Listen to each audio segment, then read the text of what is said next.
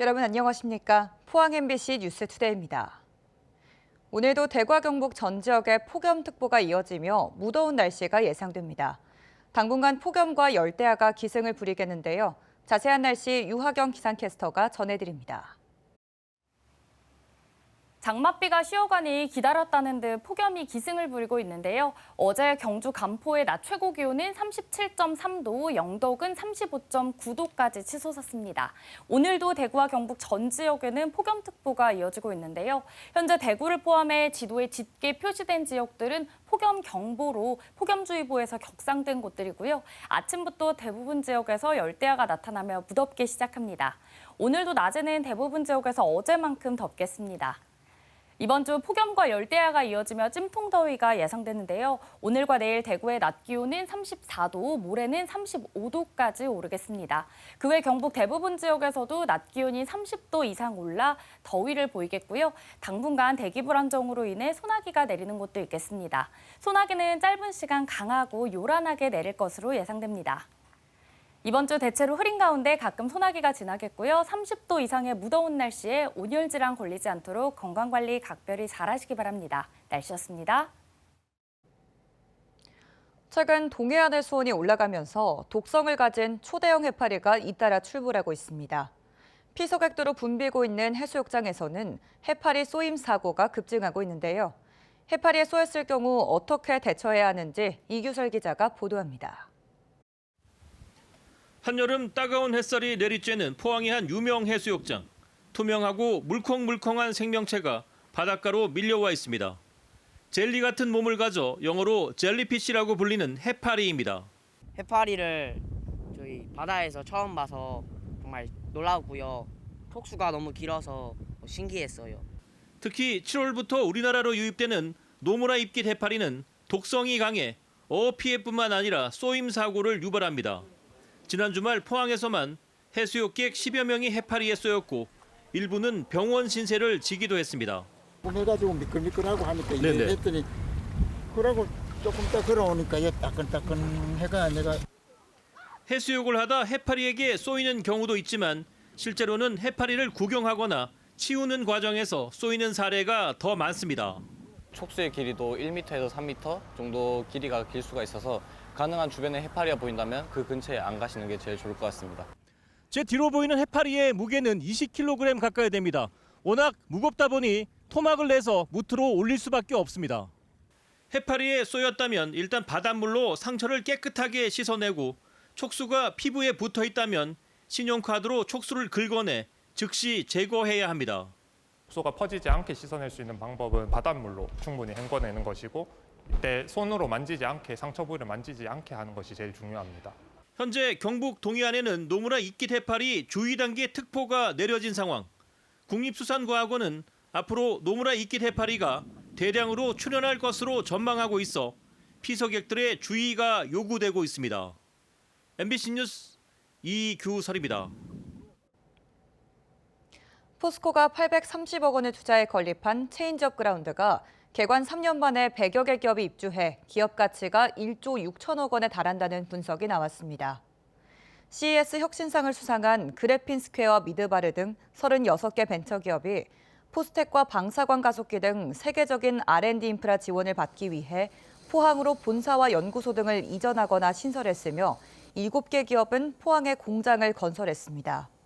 포스코는 현재까지 총 22개 펀드에 3,270억 원을 출자해 2조 7천억 원 상당의 펀드를 결성해 지원하고 있으며 지자체도 해외 진출 마케팅을 돕고 있습니다. 경주시의회가 9대 후반기 의회를 개원한 뒤 현장 방문을 강화하고 있습니다. 폐수 방류로 말썽을 빚은 자원 회수 시설과 태풍에 두기 훼손된 왕신저수지 복구 현장 등을 집중 점검했습니다. 또 행정 복합선을 타고 해양 안전 활동을 확인했습니다. 임재국 기자가 보도합니다. 경주시의회는 소각장과 매립장 등이 있는 경주시 종합자원 회수시설을 방문했습니다. 지난해 8월 소각장 폐수 불법 방류와 쓰레기 적정 처리 여부를 점검하기 위해서입니다. 의원들은 폐수 방류 이후 사후 대책에 대해 따졌고 폐수 정화 시설을 직접 확인한 뒤 재발 방지를 주문했습니다. 여름철 쓰레기 대란을 막기 위한 생활 쓰레기 처리 대책도 요구했습니다. 자원순환시설 침출수 문제에 대해서 위원회에서 현장 점검 결과 관리에 철저를 기해 주시기를 당부를 드렸으며 앞으로 여름철 대비 생활 쓰레기 발생량이 많이 증가될 것을 우려하여 안전에 주의하면서 철저히 관리를 해.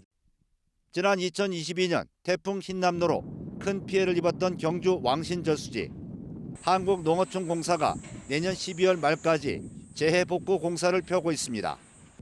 의원들은 많은 비가 집중될 경우 하류 지역의 피해가 커질 수 있다며 철저하고 완벽한 복구 작업을 주문했습니다. 의원들은 또 지난 2018년 취항한 해양복합행정선 문무대항호에 직접 승선했고 캠핑장과 해수욕장을 확인하고 안전사고 예방도 당부했습니다. 직접 시설물 관리 실태와 재난 대응 체계를 확인해서 우리 지역의 수산 자원을 안전하게 보호하고 또 다가오는 휴가철에 안전사고와 같은 문제가 발생하지 않도록. 경주시의회는 다음 주까지 황룡사 역사문화관과 예술의 전당 등 주요 현장을 방문할 예정입니다. MBC 뉴스 임재국입니다.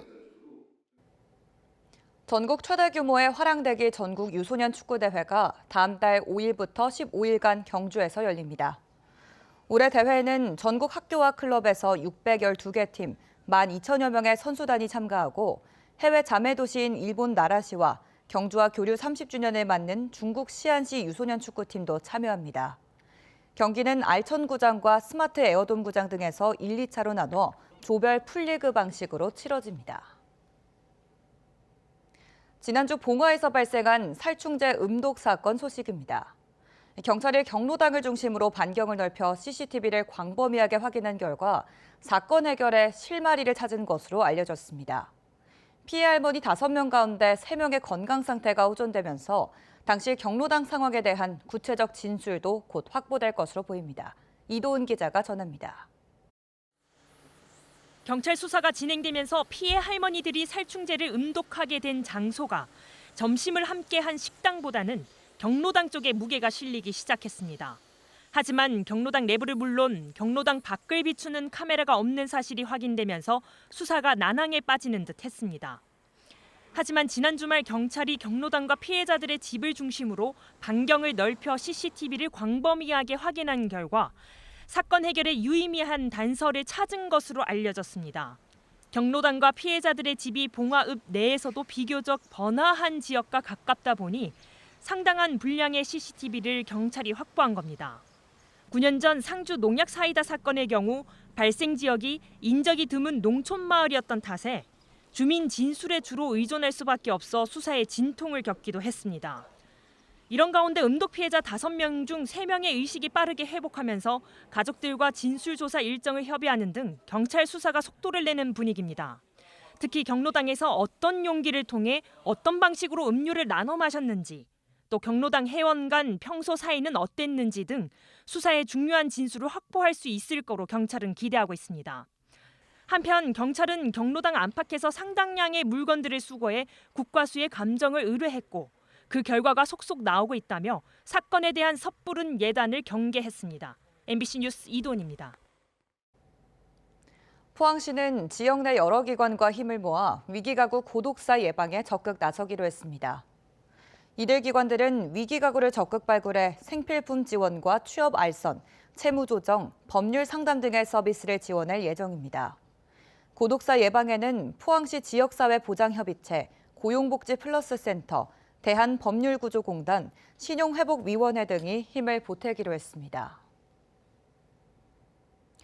대구시가 첫 관광특구로 동성로를 지정했습니다. 한때 지역의 심장이자 젊은이의 성지로 불렸지만 찾는 이가 줄어 상권이 어려움을 겪으면서 추진한 일인데요. 판매시설 안에 청소년 문화시설과 놀이시설을 늘려 상권을 살리자는 움직임이 일고 있습니다. 이태우 기자입니다. 동성로 최대 판매시설 가운데 하나인 스파크가 개점 5년 만에 대대적인 변신을 시도했습니다. 다른 동성로 상권과 마찬가지로 코로나로 어려움을 겪다 청소년 문화시설과 놀이시설 확충으로 위기를 극복해 보자는 겁니다. 건물 한 층을 전국 어디에도 없는 새로운 개념의 스포츠 테마파크로 꾸몄습니다. 25개 아이템을 모바일로 연결해 결과를 측정하고 이에 따른 보상 시스템을 갖췄습니다. 그냥 진짜 운동 스포츠 하는 것 같아가지고 재밌어요. 그걸 좀 안에서 하니까 여름인데 좀 그런 건 좋은 것 같네요. 바깥에 덥잖아요.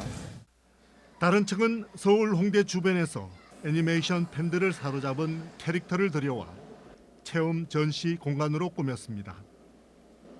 지금 전시가 끝나면 다른 애니메이션 전시로 계속 이어갈 예정입니다. 요즘 대구 동성로 상가 공실 비율은 20% 안팎. 상인들이 정상적으로 보는 5% 미만과 비교해서 4배가 넘습니다. 교통이 편해서 여기 오는 것도 있겠지만 그보다는 젊은 친구들이 와서 좀 더 체험하고 볼거리 많게 그래 이따가 갈 수 있는 그런 시설들이나 컨텐츠가 많아져야지. 대구 첫 관광특구 지정과 상인들의 노력이 합쳐져 젊은 MZ세대 발길을 다시 돌리게 할 수 있을지 기대가 큽니다. MBC 뉴스 이태우입니다. 경주시와 경주문화재단은 지역 미술시장의 활성화를 위해 내일부터 28일까지 경주예술의 전당에서 G 아트마켓을 연다고 밝혔습니다. 올해 아트마켓에는 사전에 공모한 작가 45명과 지역의 청년 작가 5명 등이 참여하며 원작을 감상하고 합리적인 가격으로 미술 작품을 살 수 있습니다. 부대 행사로 50만 원 이하의 작품을 판매하는 특별전과 민화 체험존 등도 운영됩니다. 경주시의회 이동협 의장이 경북시군의회 의장협의회 제9대 후반기 회장에 선출됐습니다. 부회장에는 심상휴 청송군 의장과 김성우 영덕군 의장, 이철호 고령군 의장이 각각 선출됐습니다. 이동협 신임 회장은 경북도 내 22개 시군의 상성 발전을 위한 협력과 완전한 자치분권 실현을 최우선으로 생각하는 협의회를 만들겠다고 밝혔습니다. 민주당 경북도당은 그제 대구 엑스코에서 정기 당원대회를 열고 이영수 영천 청도 지역위원장을 신임 경북도당 위원장으로 선출했습니다. 이영수 위원장은 김희환 전 도당위원장 직무대행 등 5명의 후보가 경쟁한 선거에서 52.6%의 과반 지지를 얻어 당선됐습니다. 서울대 농대를 졸업한 이 위원장은 고향인 영천에서 복숭아 농사를 지으며 전국 농민의 총연맹 정책국장 등을 역임했습니다. 울진군은 벼 재배 농가의 병해충 방제 효과를 높이기 위해 13억 원의 예산을 확보해 이번 주부터 병해충 공동 방제를 시행합니다. 대상 면적은 4,457헥타르로 잦은 강우와 폭염에 따른 병해충 예찰 결과를 바탕으로 공동 방제는 총 3회에 걸쳐 실시할 예정입니다. 또 지역별 방제 일정에 따라 친환경 농가와 양봉, 축산 농가는 피해가 없도록 각별한 주의를 당부했습니다. 경상북도는 지난달 치러진 지방공무원 공채 필기 합격자 1,378명에 대한 면접을 다음 달 5일부터 26일까지 진행합니다. 경북도는 무더위가 절정인 시기에 면접 일정이 잡힘에 따라 수험생에게 자율복장으로 응해줄 것을 권장했습니다. 한편 올해 공채 시험의 평균 응시율은 75.5%로 나타났으며 필기 합격자 평균 연령은 29.9세, 여성 합격자가 전체의 51%였습니다. 경북교육청은 내년부터 초등학교 3, 4학년에 도입되는 학교 자율 시간이 현장에 안착할 수 있도록 지원하고 있습니다. 경북교육청 공식 유튜브 채널 맛쿨머쿨TV를 통해 교원 요수를 실시하고 관련 자료와 Q&A, 자체 개발한 챗봇 등을 다각적으로 지원합니다. 학교 자율 시간은 필요에 따라 국가교육과정에 제시된 교과 외에 새로운 과목이나 활동을 운영하는 시간입니다. 울릉군과 경상북도 농업기술원은 울릉 특산물로 개발한 가공제품의 통상 실시권을 민간에 이전하기로 했습니다. 민간에 이전되는 기술은 마가목을 이용한 와인 및 발효주, 발효칼슘을 이용한 섬숙 부쟁이 가공 방법, 산채 해장국, 가정 간편식 등입니다.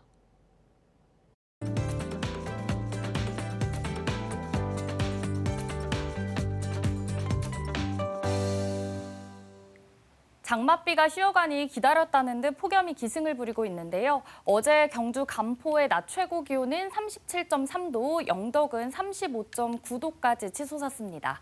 오늘도 대구와 경북 전 지역에는 폭염특보가 이어지고 있습니다. 현재 대구를 포함해 지도에 짙게 표시된 지역들은 폭염주의보에서 폭염경보로 격상된 곳들이고요. 아침부터 대부분 지역에서 열대야가 나타나며 무덥게 시작합니다. 오늘도 낮에는 어제만큼 덥겠습니다. 이번 주 폭염과 열대야가 이어지며 찜통더위가 예상되는데요. 오늘과 내일 대구의 낮 기온 34도, 모레는 35도까지 오르겠고요. 그 외 경북 대부분 지역에서도 낮 기온이 30도 이상 올라 극심한 더위를 보이겠습니다. 한편 당분간 대기 불안정으로 인해 소나기가 내리는 곳도 있겠는데요. 소나기는 짧은 시간 강하고 요란하게 내릴 것으로 예상됩니다. 위성 영상입니다. 오늘 전국적으로 북태평양 고기압의 가장자리에 들겠는데요. 경북 북부를 중심으로는 정체전선의 영향을 받겠습니다. 자세한 지역별 날씨 보시면 오늘 우리 지역 흐리겠습니다. 미세먼지는 좋음 단계 예상되고요. 바다의 물결은 0.5m에서 최고 2m로 잔잔하게 일겠습니다. 아침부터 후텁지근합니다. 오늘 아침 대구의 기온 27도, 경산은 28도 가리키고 있고요. 낮에는 대구 34도, 경산도 34도까지 오르겠습니다. 경북 북부는 오늘 오전까지 5mm 내외의 소나기가 예상되고요. 안동의 현재 기온은 26도, 문경은 28도로 출발합니다. 낮에는 안동 31도, 문경도 31도 예상됩니다. 현재 포항의 기온은 29도 가리키고 있고요. 낮에는 33도 전망됩니다. 한편 울릉도와 독도에는 강풍주의보가 발효 중입니다. 이번 주 대체로 흐린 가운데 가끔 소나기가 지나겠고요. 30도 이상의 무더운 날씨에 온열 질환에 걸리지 않도록 각별히 건강관리 잘하시기 바랍니다. 날씨였습니다. 이상으로 포항 MBC 뉴스투데이를 마칩니다. 시청해주신 여러분 고맙습니다.